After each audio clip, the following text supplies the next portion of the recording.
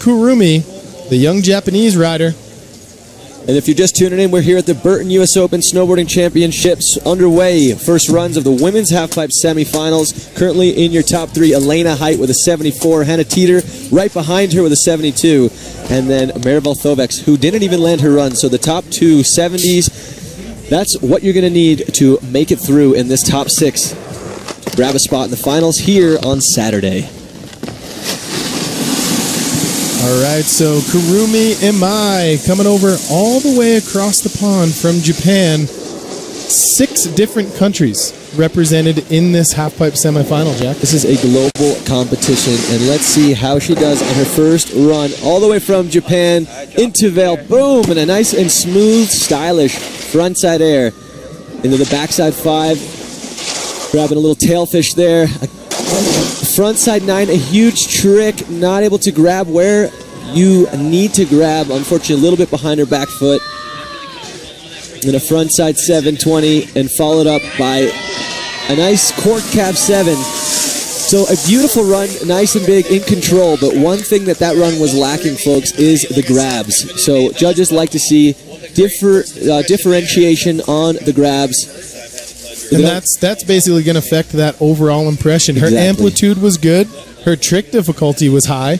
However, I could see the overall impression, you know, that final 25% being a little bit affected by some of those. But if she can clean that up, that is one heck of a run.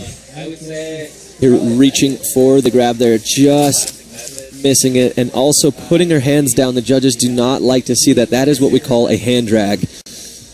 And a hand drag automatically will deduct you some points. So, a good run, nice and big, some hard tricks. All she really needs to do is clean up those grabs, and I think we could see another female in our top 6. I think so, and with Kurumi Imai's score coming in, we are officially halfway through run 1 of 2 here in the women's halfpipe semifinals at the Burton U.S. Open Snowboarding Championships in Vail, Colorado.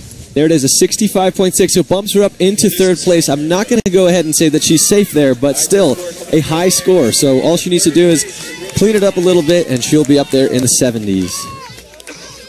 All right, dropping in next.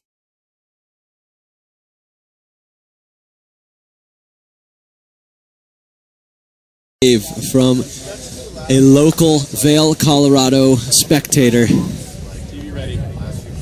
And I gotta say, Jack, there's a lot of really good-looking people in this town. It is. It's, you know, it really reminds me of a city. You know, it's very diverse culture here. Yep. You know, you get every single nation. Yeah, a lot of international tourists. Very international.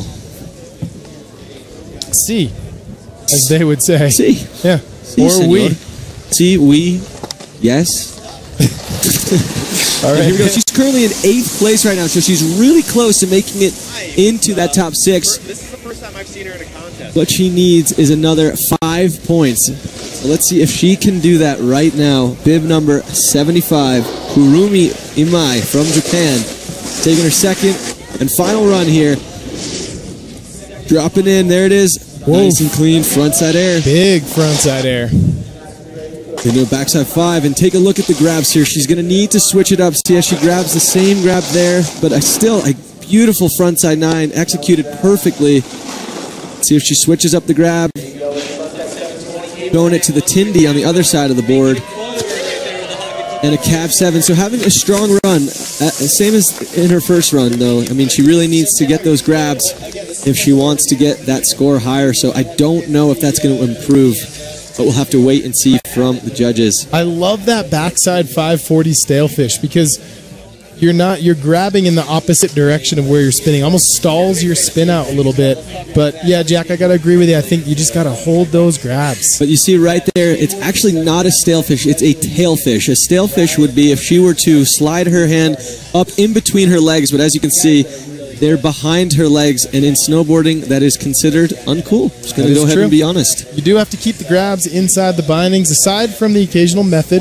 The methods, the nose grab, the tail grab, but anything else, there is a no grab zone, which is the tailfish and the Tindy.